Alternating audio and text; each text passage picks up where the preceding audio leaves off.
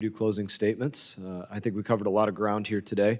You spoke about a number of different concerning things, from what's going on with lawfare to foreign nationals being hired and given access and not actually being vetted, to facilities being empty and not used, and individuals that have worked for our adversaries, even though they were supposed to be expressing the sentiments of America.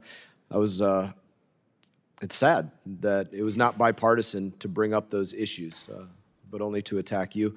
I do want to give the minority side an opportunity to offer any closing statement, because maybe they want to bring it up now.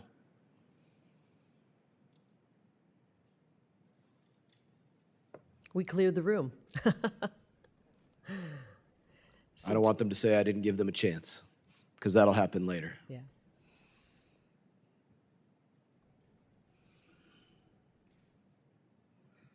I guess the minority doesn't have anything else that they want to say.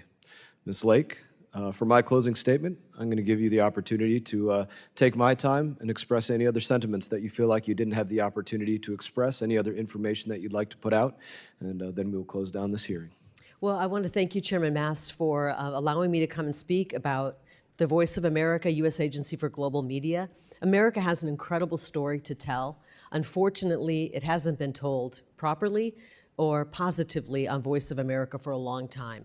And I'd like to see that change. We have so much that we should be telling the world, and we shouldn't be putting CCP propaganda, Russian propaganda, Iranian regime propaganda on our airwaves that the taxpayers are paying for.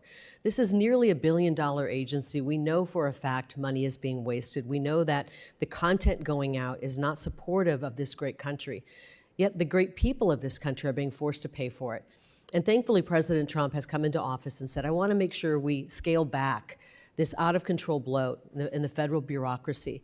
And I don't take pleasure in people losing their jobs, but I will tell you, in the media landscape, the trends have been newsrooms are getting smaller. We don't need as many people. Where it used to take a team of 6 or 7 to get a story out in a live shot, one person can do that now. I mean, I mentioned Joe Rogan. He reaches hundreds of millions of people with each of his podcasts, and he doesn't have a staff of 1,100 or 1,200 people doing that.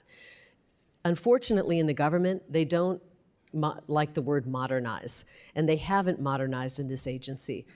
15,000 people in media have lost their jobs in 2024. 15,000 broadcast media employees lost their jobs due to downsizing.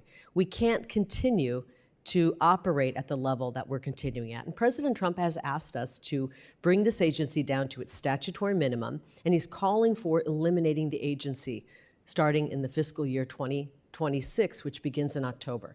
And I'm going to work to effectuate that. You know, I could be selfish and say, I don't want to end an agency because I'm working in it. I'm happy to do what the president has asked us to do. We need to start scaling back some of the waste. And I do think it's wasteful to spend money at an agency that's supposed to be telling America's story that is not telling America's story. I'm going to do everything in my power to make sure that we stop running CCP propaganda, that we start putting the true story of America forward as much as I can in the coming months. So thank you so much for giving us an opportunity. And I wanted to be respectful to everybody. Unfortunately, I didn't think that some of the questions really came forth to prod and find out what's happening and how we can make it better. But hopefully I was able to provide some answers. We appreciate your testimony today. And I would simply add to that, we can accomplish today with any one given phone what it used to take a team of people to do, a camera person with a tripod and a 20-pound camera and a reporter and somebody holding a microphone and a news truck to broadcast that. Any one of us and any individual across the globe can now conduct that with something that most of us carry in our pocket. That's the difference in the world today as to just a decade ago. That's right. In that, I would say this,